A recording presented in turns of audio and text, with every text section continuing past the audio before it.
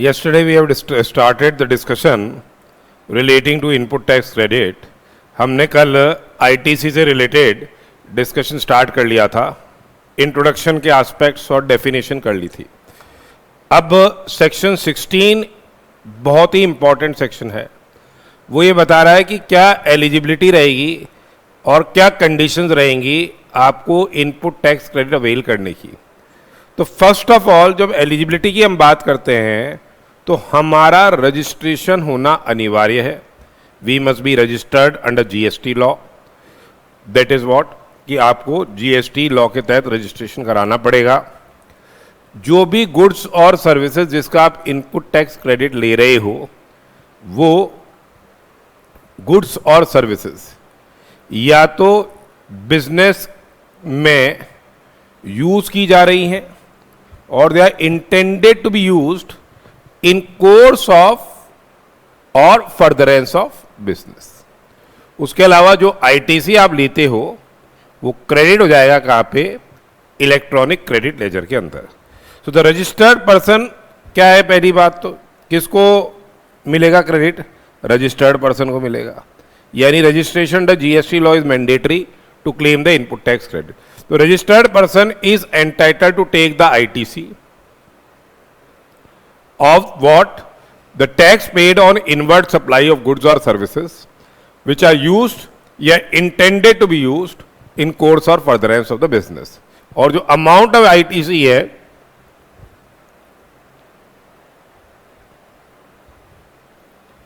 is credited in electronic credit ledger. जो ITC का amount है वो क्रेडिट हो जाएगा कहाँ पे? इलेक्ट्रॉनिक क्रेडिट लेजर के अंदर क्रेडिट हो जाएगा. अब what are the conditions which are to be satisfied for taking the input tax credit. क्या कंडीशंस क्या है सेटिस्फाई करनी पड़ेगी आपको for taking the input tax credit? सबसे पहले तो अपने पास क्या होना चाहिए? वैलिड टैक्स पेइंग डॉक्यूमेंट होना चाहिए. सबसे पहले तो अपने पास क्या है? वैलिड टैक्स पेइंग डॉक्यूमेंट होना चाहिए. वैलिड टैक्स पेइंग डॉक्यूमेंट क्या है? जैसे टैक्स इनवॉइस हो गया या फिर आपके डेबिट नोट हो गया. अगर बाद में कोई टैक्स डिमांड रेज होती है उसके लिए डेबिट नोट रेज किया जा सकता है.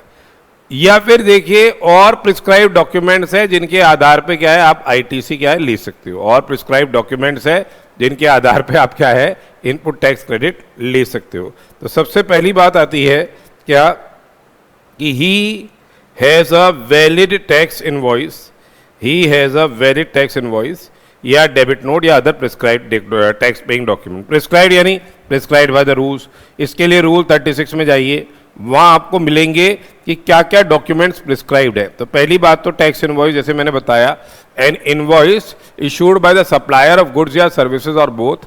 Invoice issued bye supplier of goods या सर्विसेज और both in accordance with the provisions of section 31. यानी टैक्स इनवॉइस हो गई. एक तो हो गई टैक्स इनवॉइस. दूसरा क्या हो गया? देखिए जो कई बार क्या होता है अगर अपन ने अनरजिस्टर्ड पर्सन से परचेज की, जैसे बिल्डर्स के केस में रिवर्स चार्ज मैकेनिज्म होता है.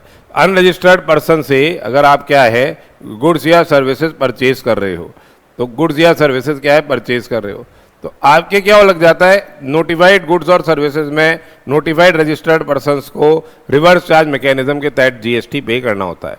तो जब रिवर्स चार्ज मैकेनिज्म के तहत जीएसटी पे करना होता है तो आप क्या है जो रजिस्टर्ड पर्सन है जिसको रिवर्स चार्ज मैकेनिज्म के तहत जीएसटी पे करना होता है उसको क्या है इनवॉइस जारी करनी पड़ती है खुद ही के रिलेशन में कि जो टैक्स उसने आरसीएम के तहत टैक्स पे किया है. तो एक तो वो इनवॉइस और एक है होना चाहिए आपके पास क्या? Proof of payment of tax.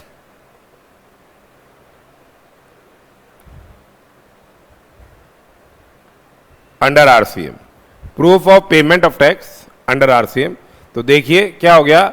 The invoice issued by what? The recipient receiving goods या services from unregistered supplier along with what? Proof of payment of tax, along with proof of payment of tax in case of reverse charge. फिर एक होता है debit note, एक होता है क्या? Debit note. Debit note क्या हो गया? देखिए जैसे सपोज कीजिए 1 लाख किलो माल सप्लाई किया था, ठीक है, 10 लाख रुपए की उसकी वैल्यू रखी अपन ने, और ये से 12 लाख की वैल्यू रखी, और डिस्काउंट क्या था, 2 लाख का क्लेम कर लिया, डिस्काउंट 2 लाख का क्लेम कर लिया, ठीक है, और 10 लाख पे जीएसटी दे दिया। बाद में डिपार्टमेंट वालों ने क्या कहा कि भाई ये डिडक्टिबल डिस्काउंट नहीं है, ये आपका डिडक्टिबल डिस्काउंट नहीं है, क्योंकि आपने जो डिस्काउंट की कंडीशन है वो सेटिस्फाई नहीं की। तो अब जो सप्लायर है वो क्या कर रहा है, ये 2 लाख रुपए रिकवर करेगा रेसिपिएंट से, ये 2 लाख रुपए रिकवर करेगा रेसिपिएंट से। इस पे जीएसटी सपोज लगता है 18%, 36,000 रुपए इसके समेत ये रिकवर कर रहा है ये अमाउंट। तो इसके लिए ये क्या रेस कर रहा है, डेबिट नोट रेस कर रहा है। तो डेबिट नोट रेस कर रहा है तो रेसिपिएंट को क्या मिल जाएगा, इस डेबिट नोट के आधार पे क्या है, इनपुट टैक्स क्रेडिट मिल जाएगा। या तो रिवाइज टैक्स इनवॉइस या डेबिट नोट बात करें तो debit note issued by supplier, debit note issued by supplier in accordance with the provisions of section 34, ठीक है। इंपोर्ट करते हो गुड्स, इंपोर्ट करते हो गुड्स तो आपको क्या है, देखा था अभी, इंटीग्रेटेड टैक्स पे करना पड़ता है।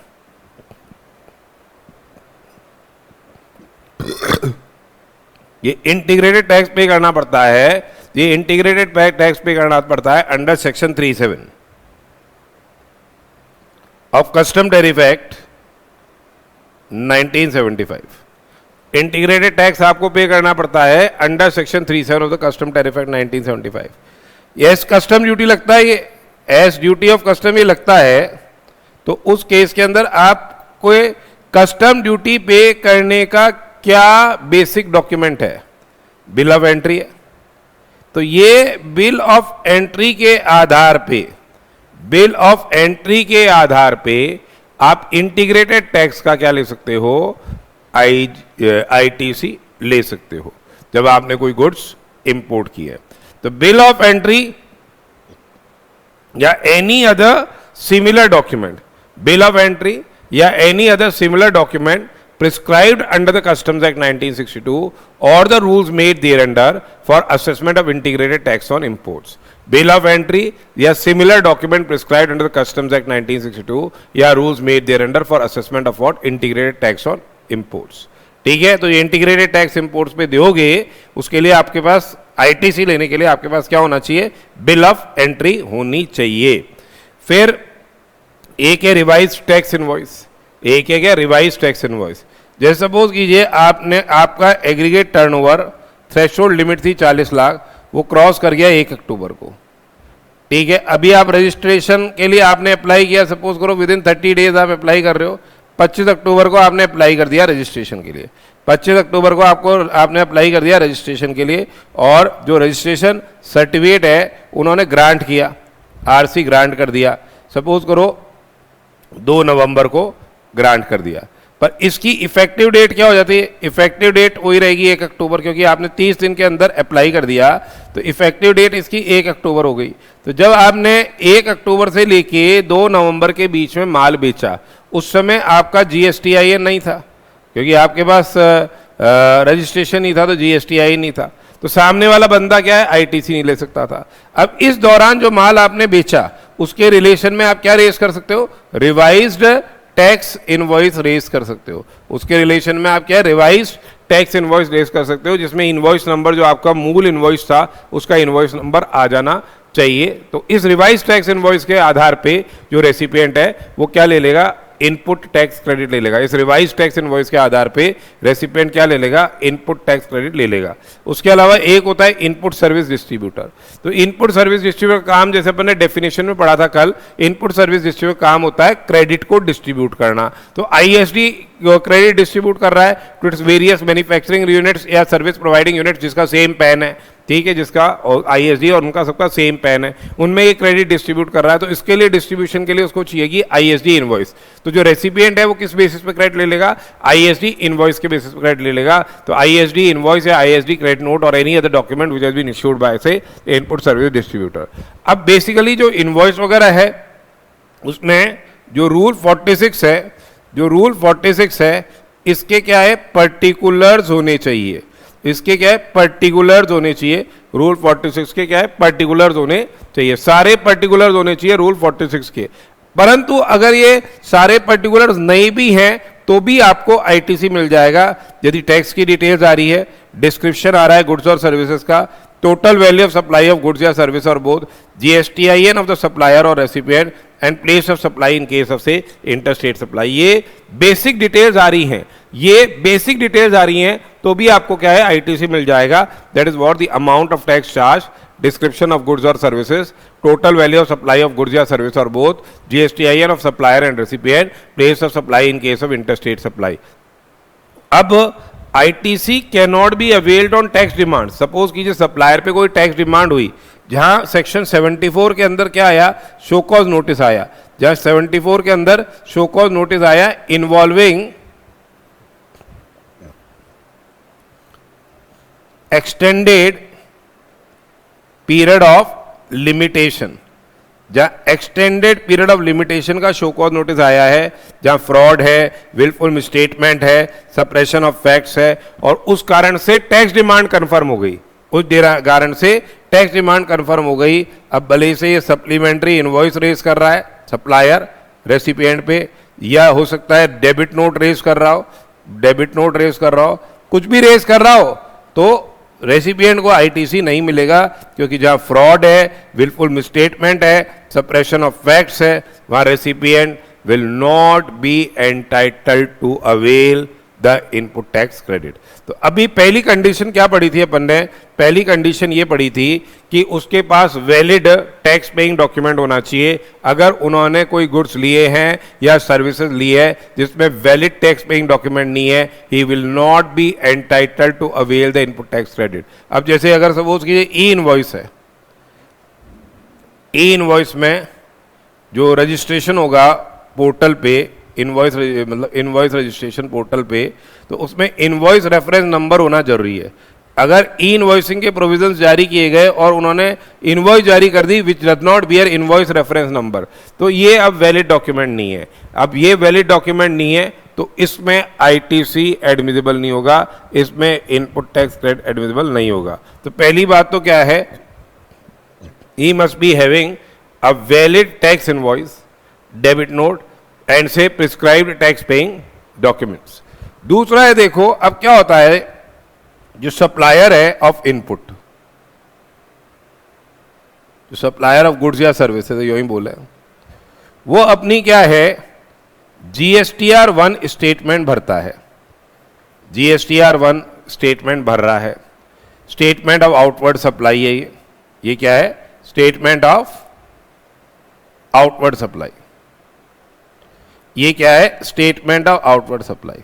तो जब ये जीएसटीआर 1 स्टेटमेंट आउटवर्ड सप्लाई का भर देगा तो रेसिपिएंट का क्या हो जाएगा, ये रेसिपिएंट के जीएसटीआर 2B के अंदर रिफ्लेक्ट करेगा। ये बेसिकली क्या होता है, इन्हीं इनवॉइसेस के बेसिस पे auto drafted statement of ITC है। ये क्या है, auto drafted statement of ITC है, ठीक है। या फिर जैसे जो क्यूआरएमपी स्कीम वाले हैं, quarterly return monthly payment scheme वालों को इनवॉइस फर्निशिंग फैसिलिटी का बेनिफिट दे रखा है कि 50 लाख तक की B2B इनवॉइसेस के रिलेशन में वो इनवॉइस की डिटेल्स मंथली बेसिस पे फर्निश कर सकते हैं, जिससे क्या है, जो रेसिपिएंट है उसके जीएसटीआर 2B के अंदर वो आईटीसी रिफ्लेक्ट करे। तो 2A और 2B इससे क्या है, आपके बनते हैं। तो अब यहां पे इसको जीएसटीआर 1 फर्निश करना है या इनवॉइस की डिटेल्स फर्निश करनी है by using invoice furnishing facility, और ये इसके यहां पे रिफ्लेक्ट होना चाहिए, जीएसटीआर 2B में रेसिपिएंट के रिफ्लेक्ट होना चाहिए, तभी क्या हो जाएगा, आईटीसी एडमिसिबल होगा। तो देखिए क्या कह रहे हैं, द डिटेल्स ऑफ इनवॉइसेस या debit notes referred has been furnished by the supplier in statement of outward supply या बाय यूजिंग आईएफएफ, ठीक है। and such details have been communicated to the recipient of such invoice या debit note in the manner specified in section 37 manner prescribed in rule 36(4). ये कह रहे हैं 36(4) इसी के रिलेशन में है कि no ITC shall be availed by registered person in respect of invoices या debit note the details of which are required to be furnished under 37(1), जिसकी डिटेल्स 37(1) में फर्निश करनी है या तो GSTR1 स्टेटमेंट के माध्यम से या IFF के माध्यम से, unless the details of such invoices have been furnished by the supplier in the statement of outward supply or by using invoice furnishing facility and the details of the ITC in respect of such invoices या debit notes have been communicated to the registered person in GSTR2B। तो यानी supplier ने अपना GSTR1 या invoice की details furnish कर दी है by using the invoice furnishing facility, और रेसिपिएंट को उसका क्या है GSTR2B के अंदर ऑटो ड्राफ्टेड स्टेटमेंट में वो टैक्स रिफ्लेक्ट हो गया है तो उसको ITC मिल जाएगा। फिर नेक्स्ट बात आती है कि इसको क्या है गुड्स या सर्विसेज अपनी रजिस्टर्ड प्लेस ऑफ बिजनेस पे आना चाहिए। तो जो रेसिपिएंट है मस्ट हैव रिसीव्ड गुड्स और सर्विसेज। ठीक है, जैसे मिस्टर एक्स है सप्लायर ऑफ इनपुट, इन्होंने इसके वाई के नाम में इनवॉइस रेज कर दी, वाई के नाम में इनवॉइस रेज कर दी, तो वाई की रजिस्टर्ड प्रीमाइसेस पे गुड्स की इनवॉइस रेज कर दी, तो वाई की रजिस्टर्ड प्रीमाइसेस पे ये क्या है ये माल आना चाहिए, जरूरी है। परंतु अगर सपोज कीजिए ये माल नहीं आया, इनवॉइस आ गई माल नहीं आया तो ITC नहीं मिलेगा। अब एक केस होता है बिल टू शिप मॉडल, पढ़ा था ना 10(1)B में प्लेस ऑफ सप्लाई में, बिल टू शिप मॉडल, यानी मिस्टर एक्स ने बिल तो कर दिया किसको वाई को, वाई क्या है यहाँ पे थर्ड पर्सन है, वाई क्या है यहाँ पे थर्ड पर्सन है, और थर्ड पर्सन के कहने पे ये माल उसने शिप कर दिया किसको, ये माल शिप कर दिया ए को, शिप किसको कर दिया ए को, बिल तो इसको किया, माल इसके कहने पे एक्स ने शिप कर दिया ए को, ये माल शिप कर दिया।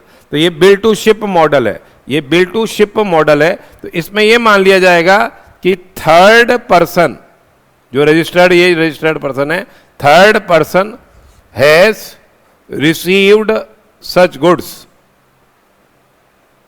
इसको ये माल मिल गया, ये माना जाएगा, and he will be entitled to avail the ITC, he will be entitled to avail the ITC। तो यहां पे अब माल तो आया नहीं, परंतु ये बिल टू शिप मॉडल है, तो ये मान लिया जाएगा कि if the goods are delivered to third person, if the goods are delivered to third person on direction of registered person, if the goods are delivered to third person on direction of the registered person, it shall be deemed that he has received the goods have been received by a registered person and ITC shall be available to the registered person। ये होता है bill to ship model. तो bill to ship model में ये मान लिया जाएगा कि उस थर्ड पर्सन में माल मिल गया है and he will be entitled to avail the credit, अगर उसके कहने पे ये माल कहीं और भेजा गया है। सिमिलरली सर्विसेज के रिलेशन में भी, where services are provided by supplier of services to any other person, where services are provided by supplier of services to any other person on direction of and on account of such registered person, it shall be deemed that registered person has say received the services। उसके अलावा ITC details of the input tax credit in respect of the said supply has been communicated to such registered person, ये details communicate हो गई है and the same has not been say restricted, किसी तरह से ITC block नहीं हुआ है, ये ध्यान में रखिएगा।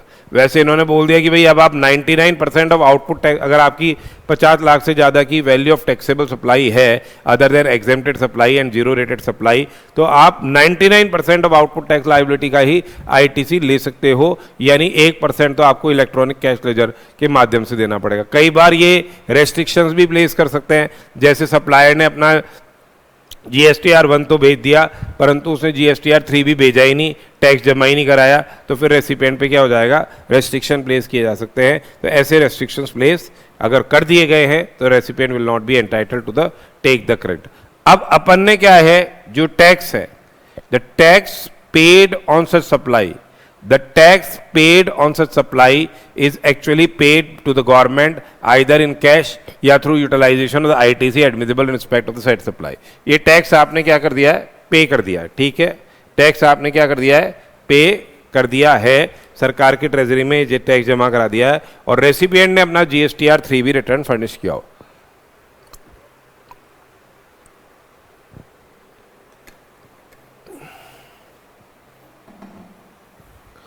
जब रेसिपिएंट अपना GSTR 3 भी रिटर्न फर्निश करेगा, जब रेसिपिएंट अपना GSTR 3 भी रिटर्न फर्निश करेगा, जब रेसिपिएंट अपना GSTR 3 भी रिटर्न फर्निश करेगा, तो he will be entitled to avail the input tax credit, फिर वो उसको ITC ले सकता है। अब एक इंपॉर्टेंट एस्पेक्ट यहां ध्यान रखिएगा, in case the goods are received in lots या instalments, in case the goods are received in lots या इंस्टॉलमेंट्स, यदि गुड्स लॉट्स में या इंस्टॉलमेंट में आपको मिल रहे हैं, तो उस केस के अंदर क्या हो जाएगा, ITC कब ले पाओगे आप, ITC can be taken only when last lot या instalment has been received। ITC can be taken only when last lot या instalment has been received। Suppose कीजिए आपने एक मिस्टर एक्स ने, जो कि सप्लायर ऑफ इनपुट है, जो कि सप्लायर ऑफ इनपुट है, उसने वाई के नाम में एक इनवॉइस बनाई, 10,000 kg की इनवॉइस बनी है, 10 लाख रुपए इसकी असेसेबल वैल्यू है, 1,80,000 रुपए का इस पर GST इन्वॉल्व है। अब यहाँ पे क्या हुआ, ये इनवॉइस तो बन गई 25 जुलाई की इनवॉइस बन गई, ये 25 जुलाई की इनवॉइस बन गई, 2,000 किलो तो आपने रिमूव कर दिया इसी दिन ही 25 जुलाई को, बाकी क्या है, आगे धीरे धीरे इंस्टॉलमेंट में जा रहा है माल, 8,000 किलो जा रहा है 18/8 को, ठीक है। तो अब आपकी लास्ट इंस्टॉलमेंट कब मिली, ये 8,000 किलो की जब लास्ट इंस्टॉलमेंट मिलती है, ये नहीं कि आप प्रपोर्शनेट क्रेडिट ले लो कि भैया 36,000 तो पहले ले लेता हूँ, बाकी बचा हुआ बाद में ले लेता हूँ, ऐसा नहीं होगा। यह जब लास्ट लॉट या इंस्टॉलमेंट मिलेगी, आएगी सॉरी रिसिप्ट प्रीमाइसेस में, तभी आपको ये 1,80,000 का क्या है, ITC एडमिसिबल होगा। तो ये कह रहे हैं कि in case if the goods are received in lots or installment, if the goods are received in say lots or installment, then ITC can be taken upon receipt of last lot या installment।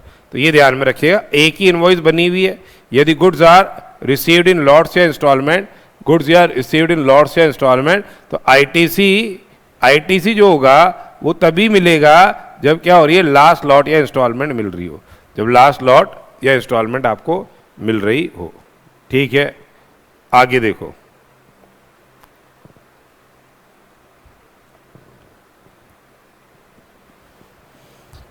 ITC is not admissible if depreciation and income tax has been claimed on tax component। जैसे suppose कीजिए आपने कोई capital goods क्या है purchase की,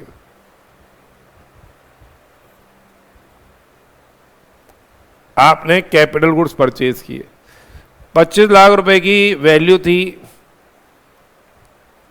इस पे 18% GST था। देखो भैया कितना हो गया 25 लाख का 18%,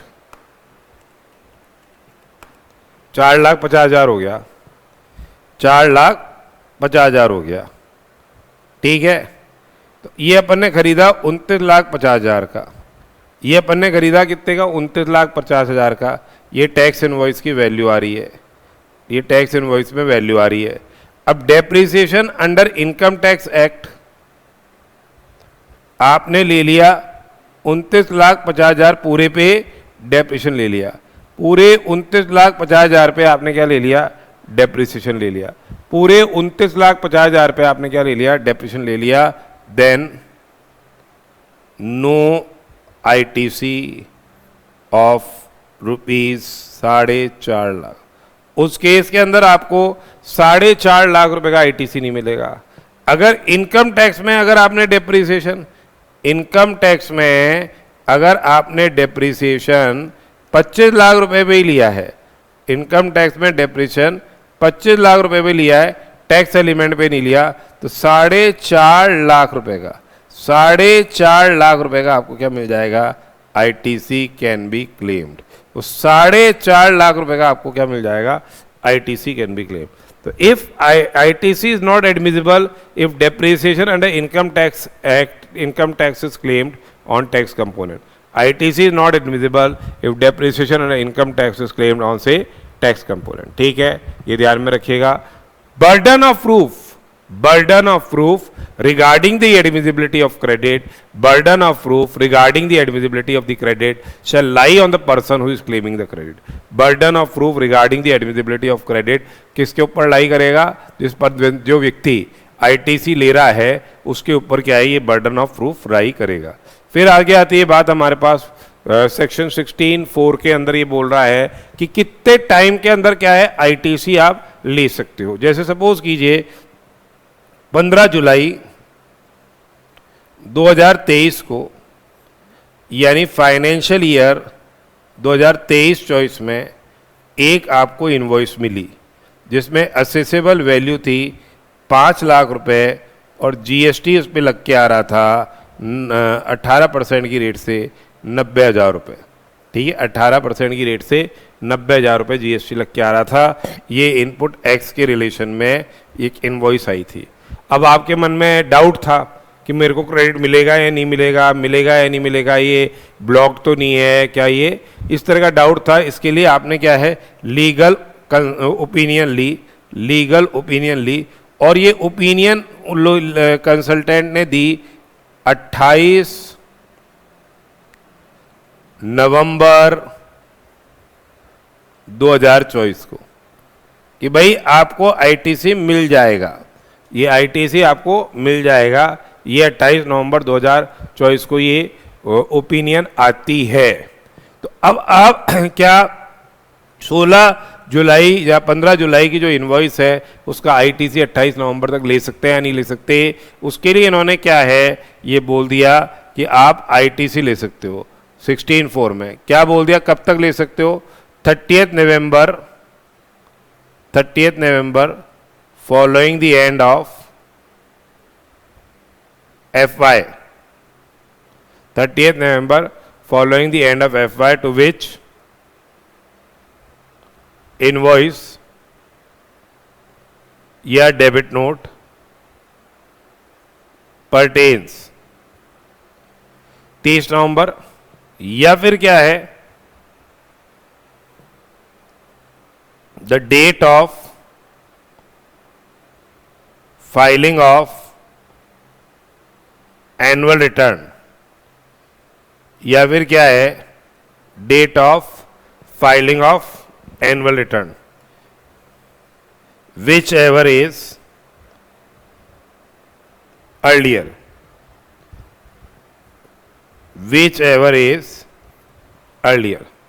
तो कहने का मतलब ये है कि आप जो इनपुट टैक्स क्रेडिट ले सकते हो वो कब तक ले सकते हो, 30th November following the end of the financial year या date of filing the annual return of that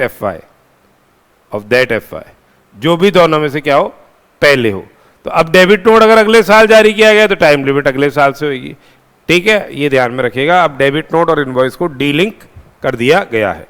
तो यहाँ पे it's a very very important aspect, you remember कि ये चीज़ आ सकती है एग्जाम में, 2 मार्क्स का कहीं भी इस चीज़ को फंसा सकते हैं। तो registered person shall not be entitled to take the input tax credit, registered person shall not be entitled to take the input tax credit in respect of any invoice या debit note, in respect of any invoice या debit note for supply of goods या service और both, for supply of goods या service और both after 30th November, after से 30th November following the end of the financial year to which such invoice या debit note pertains। 30th November हो गई, या date of furnishing of the annual return या date of furnishing of the annual return whichever is say earlier। अब एक section 16(2) का second proviso ये बोलता है कंडीशंस में ही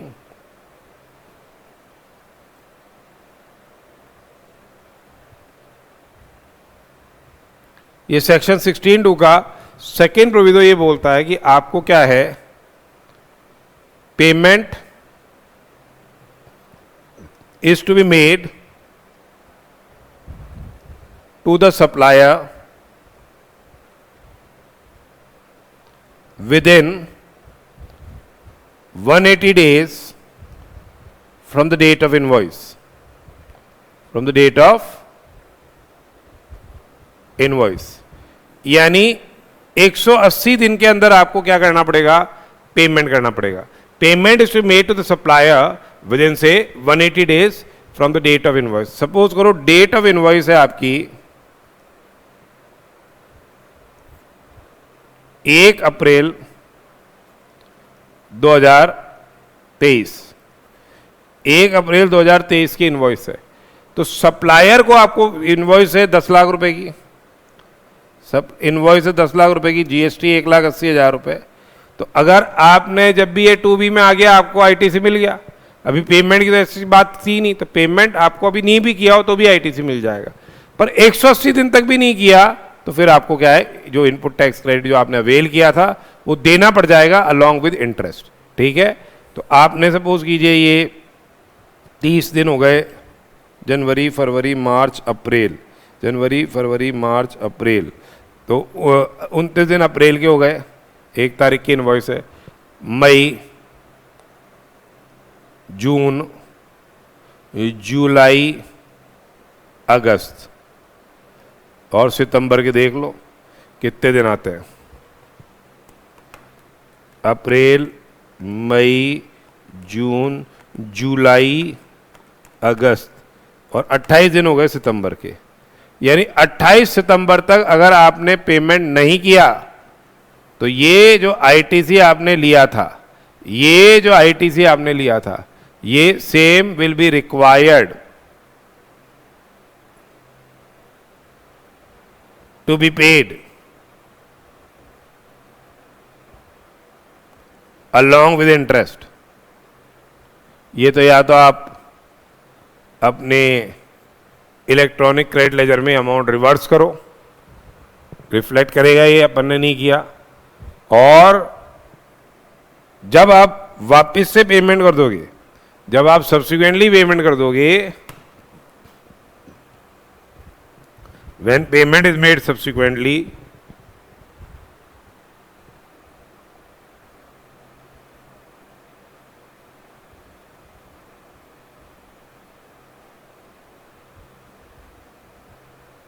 तो क्या होएगा, क्रेडिट विल बी एडमिसिबल.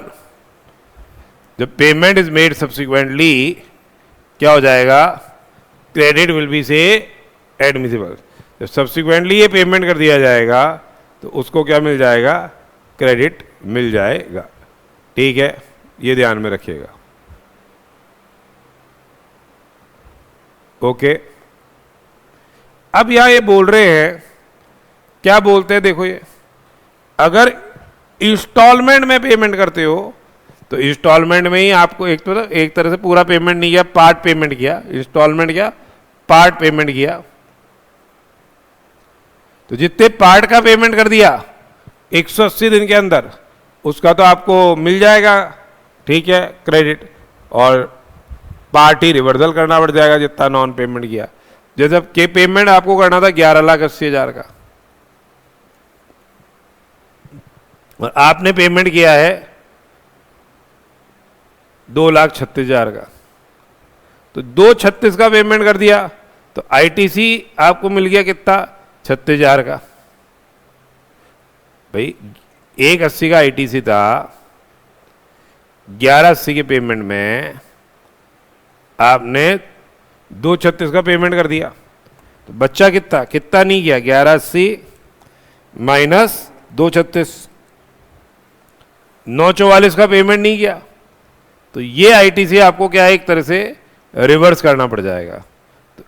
तो 1,80 डिवाइडेड बाय 11,80 इंटू 9,44, कितना रिवर्स करना पड़ गया, 1,44,000 रुपए का इनपुट टैक्स क्रेडिट आपको क्या है, 1,44,000 रुपए का इनपुट टैक्स क्रेडिट आपको क्या है, रिवर्स करना पड़ गया।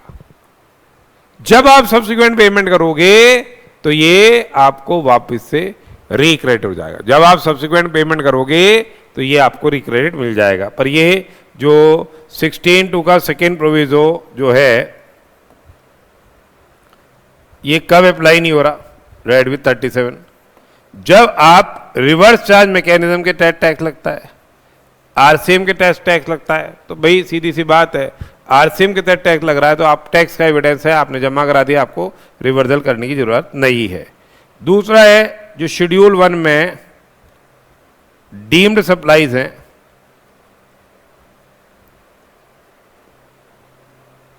विदाउट कंसिडरेशन,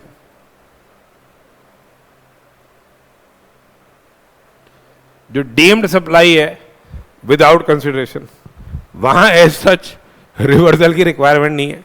जो डीम्ड सप्लाई है विदाउट कंसिडरेशन, वहां एज सच रिवर्सल की रिक्वायरमेंट नहीं है, ठीक है, क्योंकि वहां तो पेमेंट करना ही नहीं है ना, कंसिडरेशन तो है नहीं, तो पेमेंट क्या करोगे। तीसरा है supplier's obligation met by recipient. तीसरा है supplier's obligation made by recipient. तो आ जाओ, सेक्शन 16(2) का प्रोविजो है सेकेंड, रेड विद रूल 37। तो a registered person who has availed the input tax credit on any inward supply of goods or service or both, but fails to pay to the supplier thereof the amount toward the value of supply along with the tax payable thereon within 180 days from the date of invoice, he shall pay an amount equal to the ITC availed in respect of supply along with interest, while furnishing the return in form GSTR 3B. While furnishing return in form GSTR 3B for the tax period immediately following the period of 180 days from the date of issue of invoice. ठीक है, 180 दिन from the date of invoice आप payment नहीं करोगे, 180 दिन from the date of invoice आपने payment नहीं किया तो आपको ये रिवर्सल करना पड़ेगा। अगर पार्ट पेमेंट नहीं किया है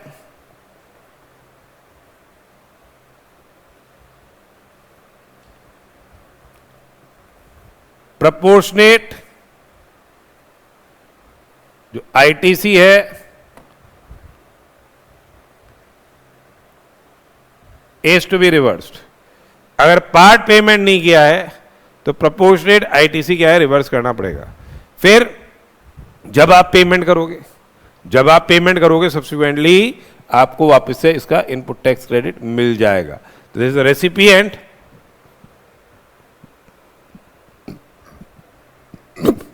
the recipient shall be entitled to avail the credit.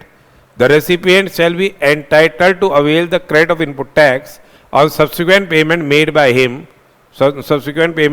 him of the amount toward the value of supply of goods or service or both, along with the tax payable thereon. यदि part payment किया है, ये अभी amendment है ही है, proportionate credit will be allowed. अब ये देखो, जब री क्रेडिट कर रहे हो ना, री अवेलमेंट कर रहे हो, री अवेलमेंट जब आप कर रहे हो तो जो टाइम लिमिट अपन ने पड़ी थी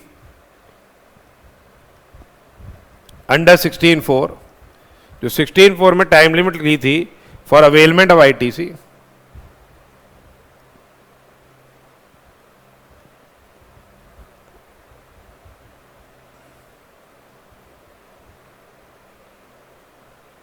shall not be applicable। ठीक है, तो देखो जो टाइम लिमिट है, the time limit for availing the credit,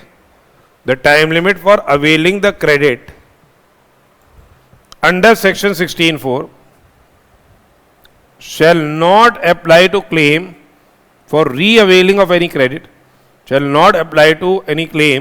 for re-availing of credit in accordance with the provisions of the Act or provisions of the chapter that has been say reversed earlier। क्योंकि 16(4) की जो time limit होती है availment की, वो क्या है, first time availment पे अप्लाई हो रही है, री अवेलमेंट पे अप्लाई नहीं हो रही। 16(4) की जो टाइम लिमिट है वो किस पे अप्लाई हो रही है, फर्स्ट टाइम अवेलमेंट पे अप्लाई हो रही है, री अवेलमेंट पे अप्लाई नहीं हो रही। उसके बाद देखिए जो कंडीशन है of payment of value of supply plus tax with in 180 days does not apply in the following.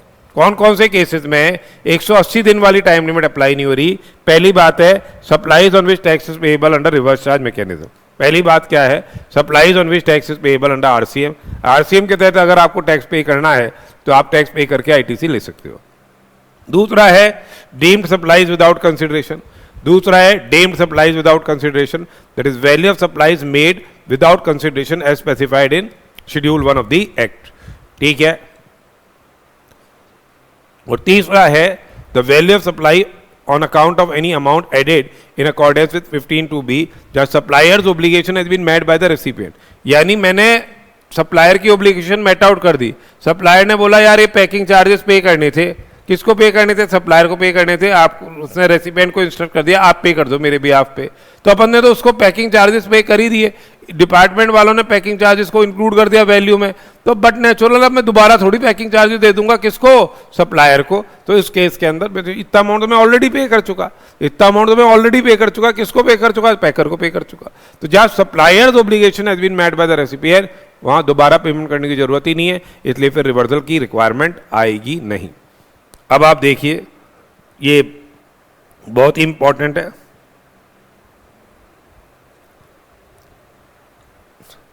गलती सप्लायर करे भुगते रेसिपिएंट, ये कर दिया इन्होंने रूल 37A में। Reversal of ITC, reversal of ITC in case of non-payment of tax, in case of non-payment of tax by supplier and re-availment thereof, reversal of ITC in case of non-payment of tax by the supplier and re-availment thereof। ठीक है, तो देखो क्या है ये, देखिए क्या हुआ। ये सप्लायर ऑफ इनपुट है, इसने ये एक्स है मिस्टर, इसने वाई सप्लाई की, वाई को माल सप्लाई किया। सपोज कीजिए ये GSTR 1 में इसने रिफ्लेक्ट कर दिया स्टेटमेंट ऑफ आउटवर्ड सप्लाई में।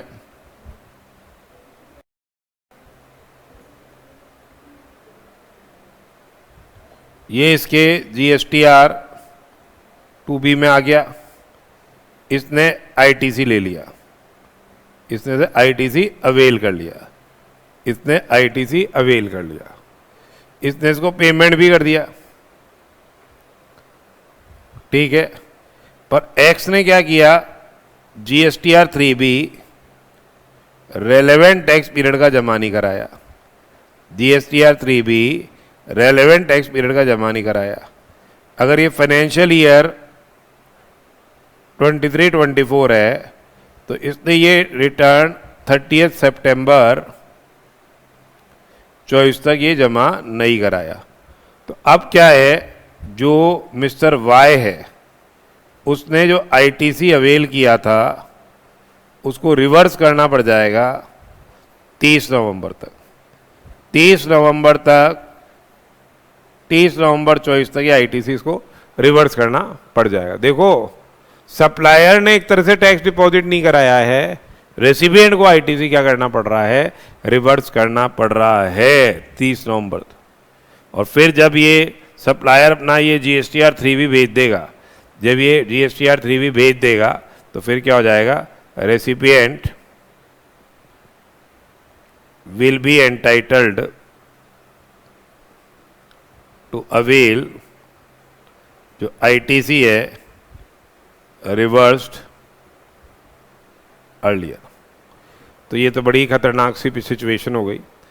तो देखिए क्या कह रहा है, that is reversal of ITC by registered person, reversal of ITC by registered person in case supplier of input has declare the supplies in GSTR 1 या by using invoice furnishing facility but return in form GSTR 3B for tax period corresponding to the statement of outward supplies has not been furnished till 30th September following the end of the financial year in which the ITC in respect of such invoice or debit note has been availed। ठीक है, फिर क्या है, जो amount of ITC है ये reverse किया जाएगा रजिस्टर्ड पर्सन, कब तक कर दिया जाएगा? बाय फर्निशिंग रिटर्न इन GSTR 3B, जो GSTR 3B में रिटर्न जाएगा ऑन और before 30th November following the end of the financial year, on और बिफोर से 30th November following the end of the financial year, उसमें इसको क्या है रिवर्स करना पड़ जाएगा।